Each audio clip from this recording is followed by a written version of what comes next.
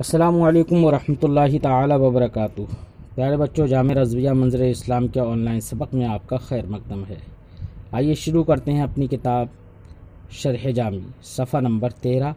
کھولی کتاب اور کتاب کھول کر پہلے عبارت پڑھتے ہیں، اس کے بعد اس کا مطلب سمجھتے ہیں۔ بسم اللہ الرحمن الرحیم۔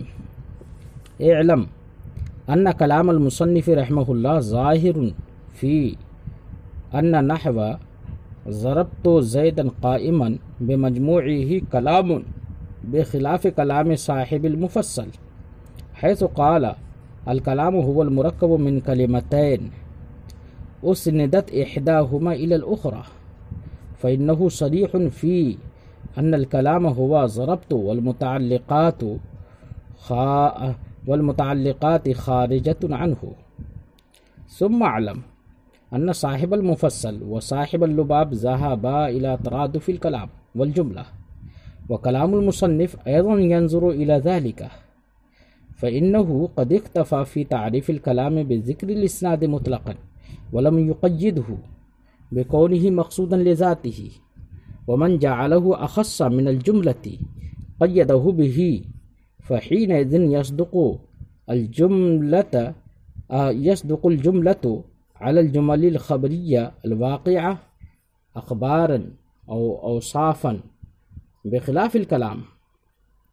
وفي بعض الحواشي أن المراد بالإسناد هو الإسناد المقصود لذاته، وحينئذ يكون الكلام عند المصنف أيضا أخص من الجملة. پیارے بچوں، اعلم ان کلام المصنف سے صاحب شرح جامی ایک اعتراض کا جواب دیتے ہیں۔ وہ اعتراض یہ ہے کہ جب صاحب کافیہ نے کلام کی تعریف کی تو کلام کی تعریف میں صرف مصنف نے یہ کہا ما تضمن کلمتین بالاسناد۔ یہاں پر صاحب کافیہ نے ما تضمن کلمتین بالاسناد میں فقط کی قید نہیں لگائی، تاکہ جبکہ صاحب مفصل نے جب کلام کی تعریف کی تو انہوں نے کلام کی تعریف کرنے میں کہا الکلام هو المرکب من کلمتین اسندت احداہما الی الاخری۔ تو صاحب مفصل کے کلام سے یہ معلوم ہو رہا ہے کہ ان کے نزدیک کلام صرف اور صرف وہ مسند اور مسند الیہ کلام ہیں، اور متعلقات وہ سب کے سب کلام سے خارج ہیں۔ اب آپ کہیں گے کہ صاحب مفصل کے کلام سے یہ ظاہر کیسے ہو رہا ہے؟ انہوں نے تو کلام کی تعریف کی ہے هو المرکب من کلمتین اسندت احداہما الی الاخری۔ تو اس کے بارے میں ہم یہ بتا دیں کہ ان کے کلام سے اس لیے ظاہر ہو رہا ہے کہ صرف مسند اور مسند الیہ کلام ہیں، چونکہ صاحب مفصل کی تعریف میں مبتدا اور خبر دونوں معرفہ ہے، اور درمیان میں ضمیر فصل ہے جو کہ انحصار مسند الیہ فی المسند کے لیے آئی ہے، یعنی افادہ کر رہی ہے، یعنی مسند الیہ کا مسند میں منحصر کرنے کا افادہ کر رہی ہے۔ اس سے یہ سمجھ میں آیا کہ کلام صرف دو کلمات سے بنتا ہے اور بس، دو کلمات کے علاوہ کلام نہیں، لہذا سارے متعلقات صاحب مفصل کے نزدیک کلام ہونے سے خارج ہوں گے۔ تو صاحب مفصل ہی کی طرح صاحب کافیہ کو بھی کہہ دینا چاہیے تھا الکلام ما تضمن کلمتین بالاسناد فقط، ما تضمن کلمتین فقط، تاکہ یہ معلوم ہو جاتا کہ متعلقات کلام سے خارج ہیں۔ بات سمجھ میں آ گئی؟ لیکن اگر دونوں یعنی صاحب مفصل اور صاحب قافیہ کی تعریفوں میں مطابقت کی جائے تو یہ بھی کہا جا سکتا ہے جواب میں کہ مصنف کی تعریف میں بھی قید فقط کی قید ہے وہ ملحوظ ہے۔ جب فقط کی قید ملحوظ ہوگی تو ایسی صورت میں مصنف کے نزدیک بھی مسند اور مسند الیہ صرف کلام ہوں گے۔ یا صاحب مفصل کے کلام جو ہے نا، انہوں نے کلام کی تعریف کی الکلام هو المرکب من کلمتین، تو وہاں پر اسندت احداہما الی الاخری انہوں نے جو کہا تو وہاں پر اس سے یہ مراد ہو ان کے اس کلام سے کہ فعل بمع متعلقات، یعنی فعل اپنے متعلقات کے ساتھ کلمہ واحدہ ہے اور فاعل دوسرا کلمہ ہے، تو ایسی صورت میں صاحب مفصل کے نزدیک بھی مجموعہ پورا متعلقات کے ساتھ مل کر مجموعہ کلام ہے۔ یہ تو ہماری تعویل کے وقت ہے، یہ ہم نے تعویلیں کی، تب تو مصنف کے نزدیک کلام اور صاحب مفصل کے نزدیک کلام دونوں یکساں ہوں گے۔ لیکن بظاہر اگر دیکھا جائے تو بظاہر صاحب قافیہ کے کلام اور صاحب مفصل کے کلام میں فرق ہے، جس کو صاحب شرح جامی نے اپنے ان لفظوں میں بیان کیا۔ اعلم، آپ جان لیجئے، ان کلام المصنف رحمہ اللہ ظاہر فی ان نحو ضربت زیدا قائما بمجموعہ کلام۔ آپ جان لیجئے مصنف رحمہ اللہ کا کلام ظاہر ہے اس سلسلے میں کہ ضربت زیدا قائما پورا مجموعہ کلام ہے، بخلاف کلام صاحب المفصل، برخلاف صاحب مفصل کے کلام کے، حیث قال کہ انہوں نے کلام کی تعریف کی کیا، الکلام هو المرکب من کلمتین، کلام وہ ہے جو مرکب ہو دو کلموں سے، تو من کلمتین جو مرکب ہو تو هو المرکب، بیچ میں ضمیر فصل بھی لے کر آ گئے جو کہ انحصار کی طرف اشارہ کر رہی ہے، اور مبتدا خبر دونوں معرفہ ہے معرب باللام ہے، جیسے ابھی ہم نے بتایا۔ فرماتے ہیں کہ صاحب مفصل نے کلام کی تعریف کی هو المرکب من کلمتین اسندت احداہما الی الاخری، فرماتے ہیں فإنہ صریح، صاحب مفصل کا یہ کلام صریح ہے اس سلسلے میں، ان الکلام هو ضربت، کہ کلام وہ صرف اور صرف ضربت ہے، والمتعلقات خارجۃ عنہ، اور متعلقات وہ کلام ہونے سے خارج ہیں۔ تو یہ فرق ہے صاحب مفصل کے کلام میں اور صاحب قافیہ کے کلام میں۔ ہم نے اس فرق کو ختم کرنے کے لیے ایک تعویل پیش کی تھی، چاہیں تو وہ تعویل بھی کی جا سکتی ہے۔ بہرحال ثم علم، پھر آپ جان لیجئے، ان صاحب المفصل و صاحب اللباب ذهبا الى ترادف الکلام، یہاں سے بھی صاحب شرح جامی ایک اعتراض کا جواب دے رہے ہیں۔ گویا کہ کوئی اعتراض کرے کہ مصنف نے کلمہ کی تعریف کی، کلام کی تعریف کی، لیکن جملہ کی تعریف نہیں کی، کیوں جملہ کی تعریف نہیں کی؟ یہ اعتراض ہو سکتا ہے۔ جواب دے سکتے ہیں آپ کہ جناب کلام اور جملہ دونوں ایک ہیں، صاحب مفصل اور صاحب لباب دونوں کے ترادف کی طرف گئے ہیں، کلام اور جملہ کے ترادف کی طرف۔ جب کلام کی تعریف ہو گئی تو جملہ کی تعریف کرنے کی ضرورت نہیں رہی۔ سمجھ میں آ گیا جواب؟ لیکن آپ کے ذہن میں اب یہ ایک سوال پیدا ہو جائے گا کہ اعتراض ہے صاحب قافیہ پر، اور یہاں پر ہم نے جواب ذکر کر دیا کس سے؟ صاحب مفصل اور صاحب لباب کے بیان سے، تو یہاں پر تو جواب سوال کے مطابق ہی نہیں رہا۔ تو اس کا جواب پھر صاحب کتاب یعنی صاحب شرح جامی دیتے ہیں، فرماتے ہیں کلام المصنف ایضا ينظر الى ذلك، کہتے ہیں کہ نہیں، صاحب قافیہ کا کلام بھی اسی کی طرف اپنی نگاہیں اٹھائے ہوئے ہے، یہی دیکھ رہا ہے صاحب کافیہ کا کلام کا رخ اور اس کی نظر بھی اسی کی طرف ہے کہ کلام اور جملہ دونوں مترادف ہیں۔ اب تو جواب ہو جائے گا نا۔ فرماتے ہیں دیکھیے ثم علم، پھر آپ جان لیجئے، ان صاحب المفصل و صاحب اللباب ذهبا الى ترادف الکلام، صاحب مفصل اور صاحب لباب دونوں کلام اور جملہ کے ترادف کی طرف گئے ہیں، لہذا کلام کی جب تعریف ہو گئی تو جملے کی تعریف کرنے کی ضرورت نہیں۔ وکلام المصنف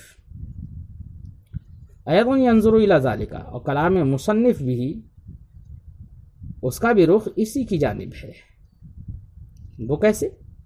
وہ اس طرح سے فإنه قد اکتفى في تعریف الکلام بذکر الاسناد مطلقا، کیونکہ صاحب کافیہ نے جب کلام کی تعریف کی ہے تو کلام کی تعریف کرنے میں صرف اسناد کا ذکر کیا مطلقاً، اور کہا ما تضمن کلمتین بالاسناد، بالاسناد کہا نا مطلقاً۔ تو یہاں پر اسناد کو مقصود لذات ہی کی قید سے مقید نہیں کیا۔ اگر مقصود لذات ہی کی قید سے مقید کر دیتے کلام کی تعریف کو تو کلام جملے سے اخص ہو جاتا، کیونکہ جن لوگوں نے کلام اور جملے کے درمیان فرق کیا ہے اور یہ کہا ہے کہ کلام اخص ہے اور جملہ اعم ہے، تو انہوں نے کلام کی تعریف میں اسناد کو مقید کر دیا ہے مقصود لذات ہی کی قید سے، کہ وہ اسناد مقصود لذات ہی ہو تب کلام ہے، اور جملہ کو عام رکھا ہے کہ جملہ وہ ہے جو دو کلموں کو متضمن ہو اسناد کے ساتھ، عام ازی کہ وہ مقصود اسناد مقصود لذات ہی ہو یا نہ ہو۔ تو انہوں نے جملے کے اندر عموم رکھا ہے اور کلام کے اندر خاص کر دیا، اخص کر دیا۔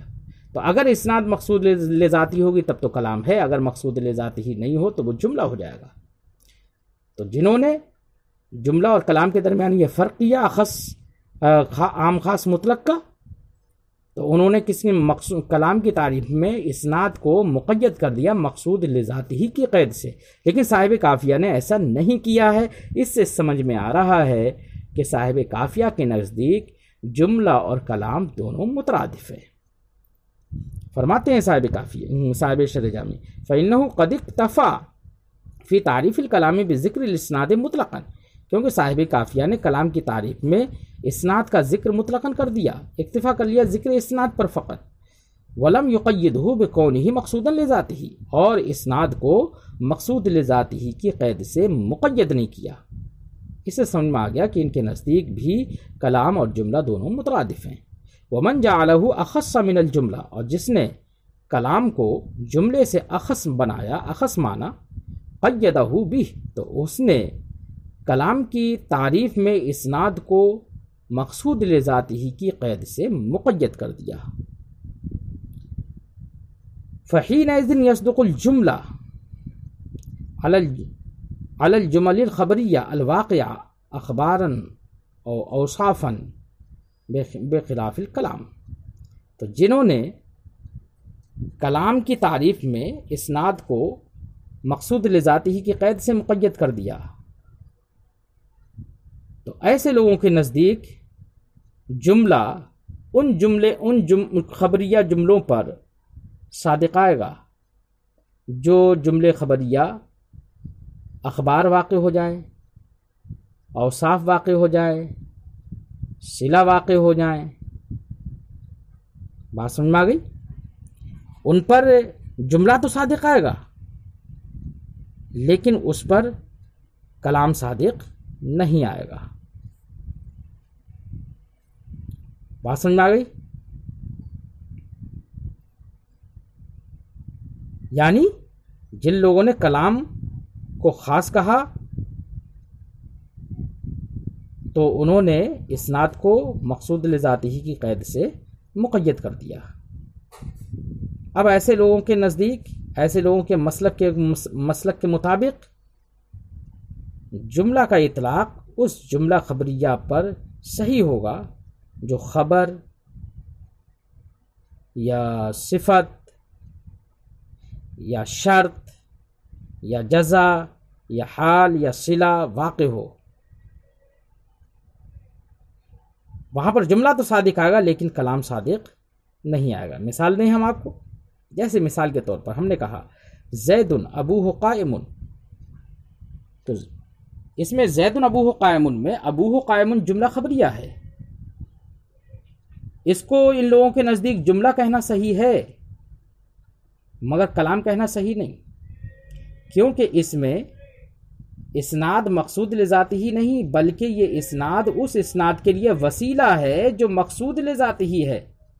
در حقیقت ابوہ قائم کی اسناد جو زید کی جانب ہے، زید ابوہ قائم میں ابوہ قائم کی اسناد جو زید کی جانب ہے، یہ اسناد مقصود لذاتی ہی ہے، اور جو قائم کی اسناد ابوہ کی جانب ہے وہ اسناد مقصود لذاتی ہی نہیں ہے، اس لیے ابوہ قائم میں ابوہ قائم یہ جملہ ہے ان کے نزدیک لیکن کلام نہیں ہوگا۔ اسی طرح سے ہم نے اگر کہا جاءنی رجل قام ابوہ، تو یہاں پر قام ابوہ یہ صفت واقع ہے رجل کی۔ ایسے ہی ہم نے کہا جاءنی الذی قام ابوہ، تو یہاں پر قام ابوہ یہ الذی کا صلہ واقع ہے،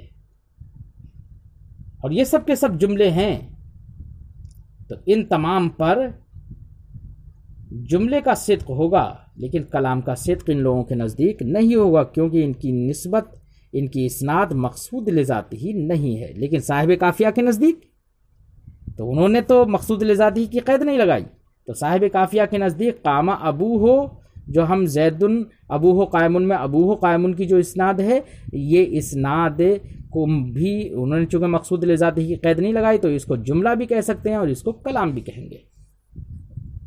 بات سمجھ میں آئی بچوں؟ جی وہی فرماتے ہیں فحینئذ یصدق الجملہ علی الجمل الخبریہ الواقعہ اخباراً او اوصافاً، یہ اخباراً او اوصافاً صاحب شرح جامی ذکر کر دیا، ورنہ صلہ وغیرہ کا بھی یہاں پر ذکر ہو سکتا ہے۔ لہذا ان لوگوں کے نزدیک اب جملہ صادق آئے گا ایسے جملہ خبریہ پر جو واقع ہوں اخبار یا اوصاف، برخلاف کلام کے، یعنی کلام صادق نہیں آئے گا۔ صاحب شرح جامی فرماتے ہیں وفی بعض الحواشی، قافیہ کے کچھ حواشی میں یہ بات بھی ہے ان المراد بالاسناد هو الاسناد المقصود لذاتی، کہ صاحب قافیہ نے جو ما تضمن کلمتین بالاسناد کہا نا، تو کلام کی تعریف میں اسناد کہا، اس اسناد سے مراد بھی اسناد مقصود لذاتی ہی ہے۔ اگر صاحب قافیہ کے نزدیک ان حواشی کے مطابق اسناد مقصود لذاتی ہی ہے تو اب ایسی صورت میں صاحب قافیہ کے نزدیک بھی ایسے جملہ خبریہ جو اخبار واقع ہوں یا اوصاف واقع ہوں ان پر جملے کا تو صدق ہوگا لیکن کلام کا صدق نہیں ہوگا۔ پھر ایسی صورت میں پھر صاحب قافیہ کے نزدیک بھی کلام جملے سے اخص ہو جائے گا۔ بات سمجھ میں آئی بچوں؟ وہی فرماتے ہیں وفی بعض الحواشی، بعض حواشی میں یہ بات ہے کہ مراد اسناد سے وہ اسناد مقصود لذاتی ہی ہے۔ کون سی اسناد سے؟ جو کلام کی تعریف میں ہے ما تضمن کلمتین بالاسناد، یہاں پر اسناد سے مراد اسناد مقصود لذاتی ہی ہے۔ وحینئذ، اب ایسے وقت میں اگر مقصود لذاتی ہی، اسناد مقصود لذاتی ہی اگر مراد ہے تو اب ایسی صورت میں یکون الکلام عند المصنف ایضا اخص من الجملہ، مصنف کے نزدیک بھی کلام جملے سے اخص ہو جائے گا نا بچوں؟ جی ویسے اپنا وجدان یہ کہتا ہے کہ کلام جملے سے اخص ہونا چاہیے اور مقصود لذاتی کی قید معتبر ہونا چاہیے، کیونکہ اسناد کی تفسیر صاحب شرح جامی نے جو کی وہ اس طور سے کی کہ ان میں سے ایک کلمے کی نسبت دوسرے کلمے کی طرف اس طور سے کی جائے کہ وہ مخاطب کو فائدہ تامہ دے۔ اب مخاطب ایسے جملوں میں جہاں پر خبر پورا جملہ ہو، جیسے زید ابوہ قائم میں مخاطب کو جو فائدہ تامہ ہوتا ہے وہ اس بات کا ہوتا ہے کہ زید کا باپ کھڑا ہے، زید اس کا باپ کھڑا ہے، تو ایسی صورت میں قائم کی اسناد جو زید کی جانب، وہ اس کے باپ کی جانب ہے، وہ در حقیقت اسناد کی طرف توجہ نہیں کرتا ہے۔ مقصود تو ہوتا ہے مبتدا ہی کے احوال کو جاننا، اور یہاں پر جو مبتدا اول ہے یعنی زید، اسی کے حالات کو جاننا ہی مقصود ہوتا ہے، نہ کہ دوسرے والے کو۔ دوسری والی جو اسناد ہوتی ہے وہ تو اسناد اول کے لیے وسیلہ اور ذریعہ ہوتی ہے صرف۔ بہرحال آپ نے گفتگو سنی، دھیان سے سن کر اسے یاد کریں۔ السلام علیکم ورحمۃ اللہ تعالی وبرکاتہ۔